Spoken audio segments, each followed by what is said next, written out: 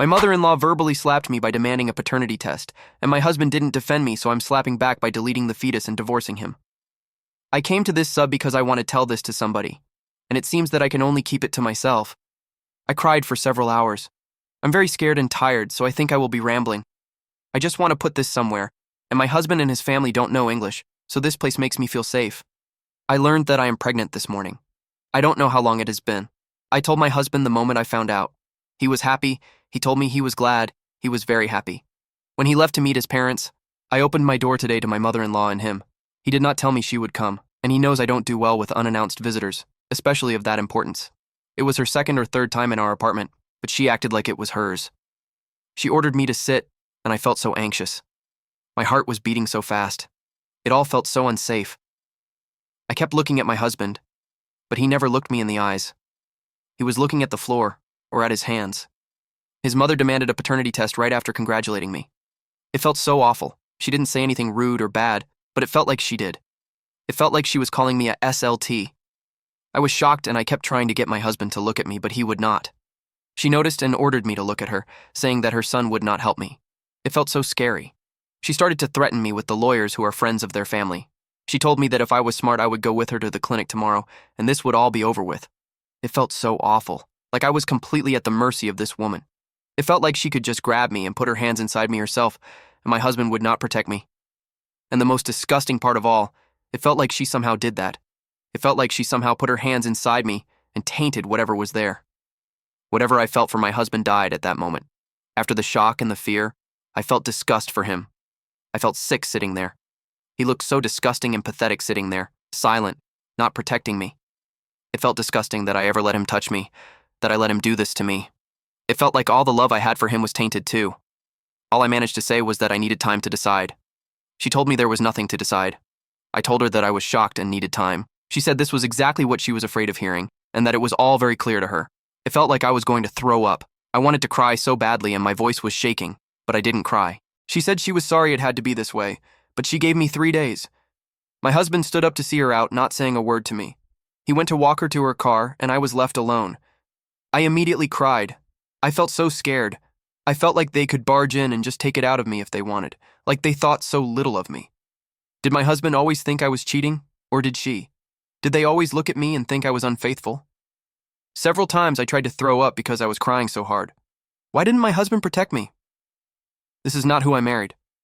The last time I felt this unsafe was when I was at my parents' home, and I vowed that I would never feel this way again. I married him because I felt like he could protect me, and he didn't. I still feel sick and disgusted for letting him touch me, for being pregnant by him. When I heard him come back, I locked the bathroom door, and I've been there ever since, crying. He didn't say a word to me. I'm waiting for him to fall asleep so I can sleep on the couch in the kitchen. I don't ever want to be in the same bed with him again. I may not be thinking clearly, but I want a divorce. I will never feel safe with this man, and I know for certain I will never love him again. I will never be sure he will protect me. I can't stay. What scares me is that I want termination. It was the first thing I Googled. What I have inside me is his. It ties me to him and to his mother, and I want it out. While I was crying, I scratched my stomach unintentionally, and now it's all red and itching. I can't think about what's inside of me without crying hysterically.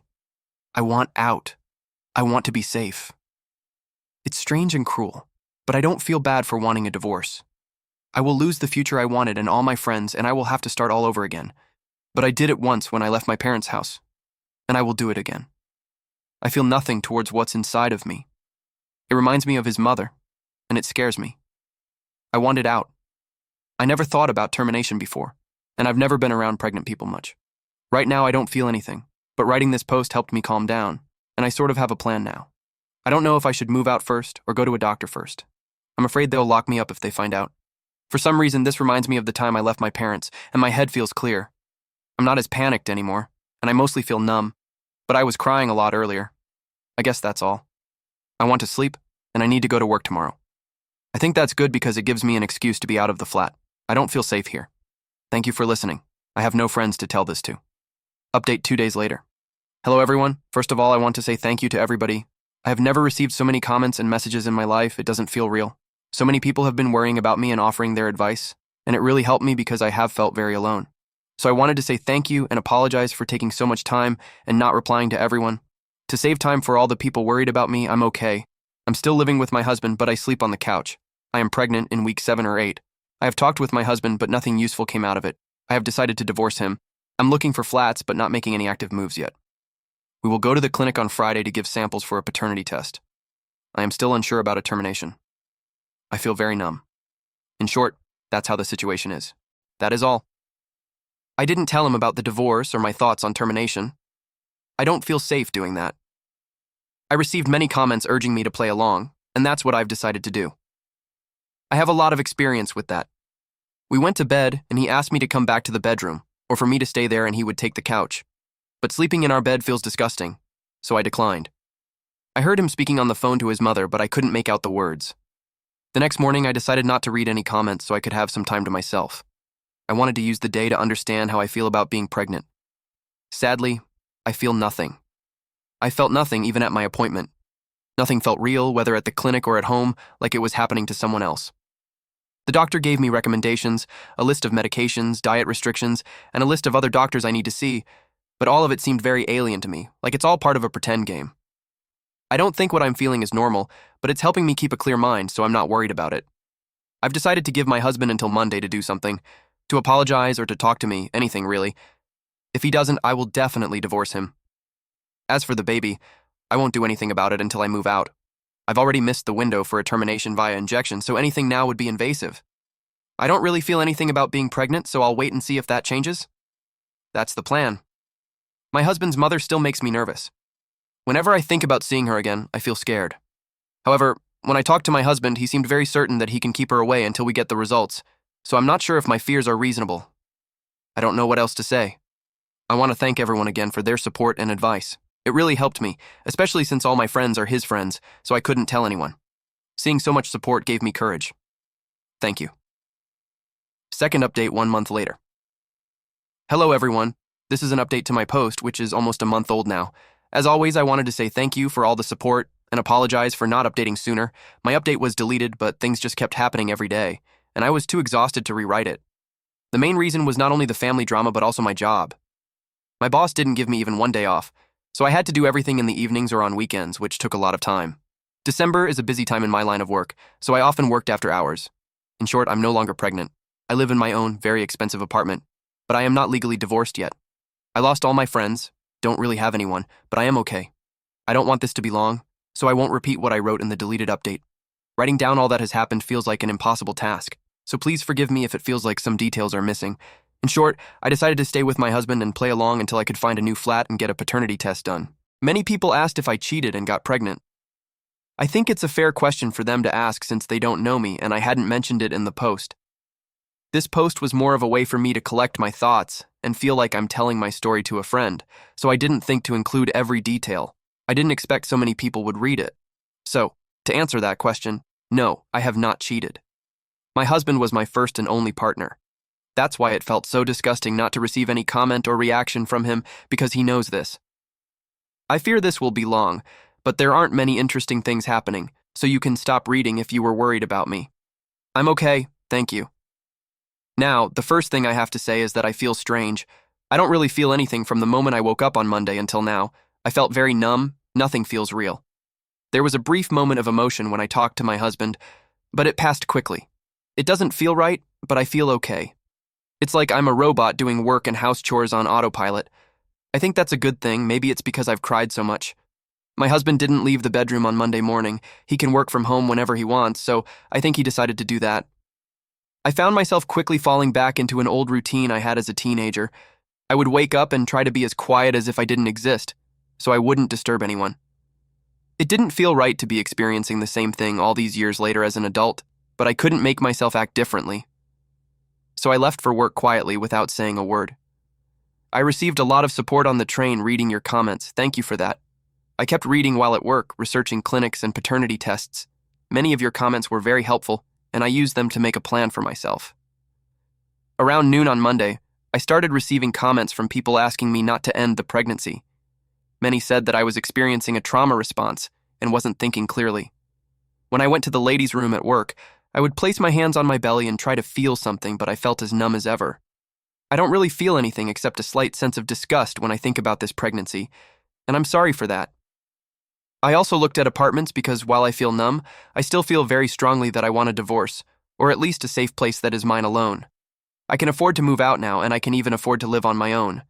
I'll have to cut some luxuries like dance classes and beauty appointments, and I won't be able to save money, but that's okay.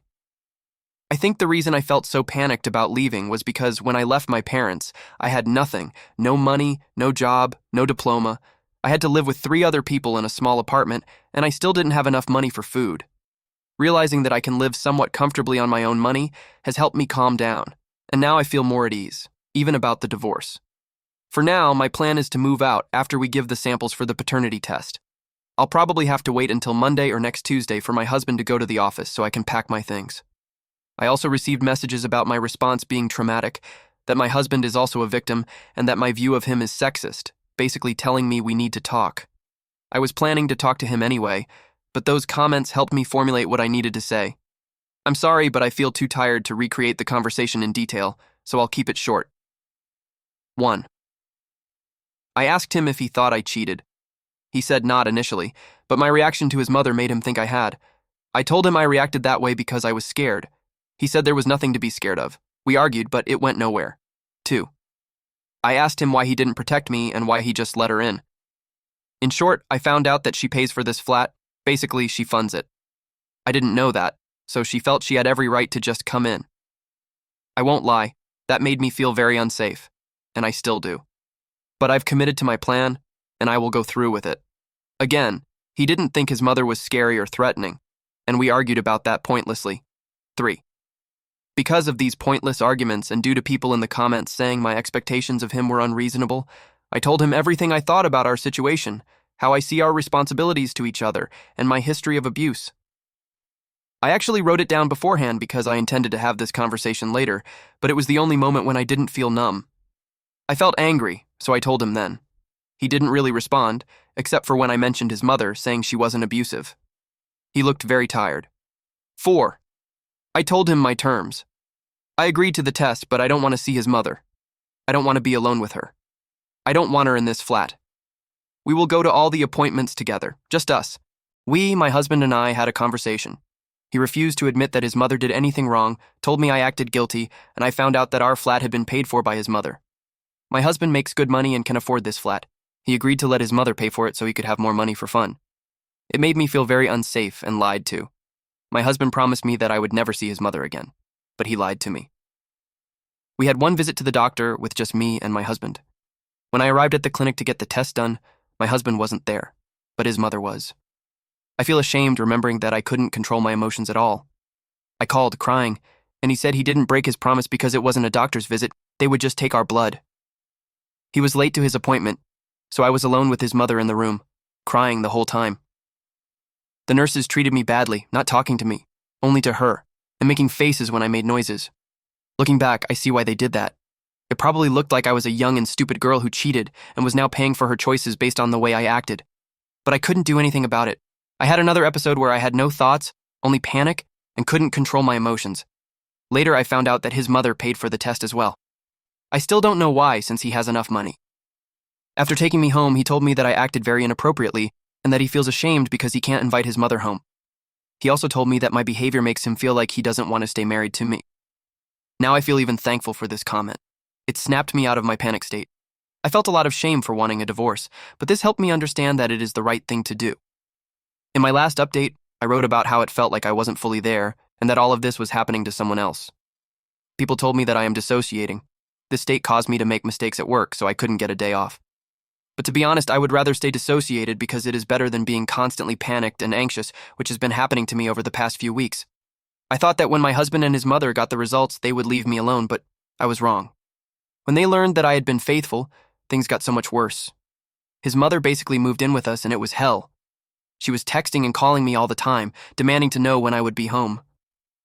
In a way, I'm glad my job is so demanding, because it gave me an excuse to avoid contact with her while I was working and to do some things after work without her getting suspicious, since I typically work more than 10 hours a day during busy months. However, I still had to sleep and spend evenings and weekends at home, and that was hell. She was with me all the time, even waiting outside the bathroom door and knocking if I took too long. My husband said that she felt sorry and wanted to show me she cared because I looked troubled. To me, it didn't feel that way. I couldn't do anything because she made me so anxious. She started cleaning, cooking, and doing everything else, but she wasn't nice about it. She also forced me to sleep in the same bed as my husband, and those nights were so horrible I don't want to remember them at all. Thankfully, I moved out after 1.5 weeks. But because it's New Year, the flats are very expensive. I can't stay in the flat I'm renting right now long term. If I can make it until the end of spring, I'll be able to rent something more affordable, but I could also rent something cheaper, though not as cheap as it will be in the summer. After 3 months, I'll wait and see. Due to the situation with his mother, I only took the most important things. Most of my clothes, books, and little things I like stayed there, and I probably won't get them back, but I'm okay with it. When I moved, I just texted my husband telling him that I don't feel comfortable with him, don't like how our life has turned out, don't want to live with his mother constantly being with us, and that's why I want to separate. He sent me a lot of texts, and his mother did too, but I haven't opened any of her messages since moving. It feels really good knowing I can just delete them. My husband was very mad. He called me a lot of bad names and said many unpleasant things. Reading that made me cry. When he asked me if I wanted a divorce, I told him that having to sleep in the same bed with him again, endure his touch, made me realize that not only do I not love him anymore, but I also feel disgusted. He told me that either I'm cheating and got pregnant by him by chance, or I am completely wrong as a human being, really messed up. To be honest, I agree. I don't think it's normal to fall out of love this quickly, but I don't know why it happened. I guess I truly am someone who is very unwell. My husband demanded that I give him and his mother daily updates on my pregnancy. But by that time, I was certain I wanted a termination, so I had to act quickly. I don't want to go into detail about what happened, but I would like to offer some advice and thank those who gave me advice. Get someone to be with you during that time. The first time I tried to get the procedure, the woman at the reception told me I needed my husband's written consent, which made me so scared and panicked again that I couldn't think clearly. Later, following the advice I received from some people here, I looked for groups that help women in difficult situations. One of them provided a volunteer to be with me through the process. She told me it's not legal for them to ask for my husband's consent and explained that there are a lot of tricks used to make women waste time. Without her, I would have been so lost. I'm incredibly thankful. A lot of people were invested in my pregnancy and told me I should keep it, saying that my desire for a termination was a trauma response and that I would feel guilty and regret it afterward. I understand that they wanted the best for me, and I'm sorry to say this, but I don't feel bad at all. Honestly, despite the pain and lingering feeling of illness that I still have today, I felt so much better mentally after the procedure. I had focused a lot of my attention on the divorce, thinking that it would end my state of panic, but it turned out that ending the pregnancy was what I needed. I know it may sound bad, but I want to be truthful. My reasoning is this. If it was a trauma response, then this child didn't deserve a mother like that, and I am apparently a deeply unwell person who can't control when I'll become motionless and consumed by fear, or someone who can fall out of love in a day, so I wouldn't be a good mother to anyone. And I have to say with complete certainty, my husband's mother does not deserve to have children in her care. I know I was emotional back then, but now I'm sure she's made of the same stuff my parents are. I can just feel it. I should have been wiser and seen it earlier. I have some thoughts on why I didn't and why I didn't see the way my husband would be, but I need more time to reflect on it.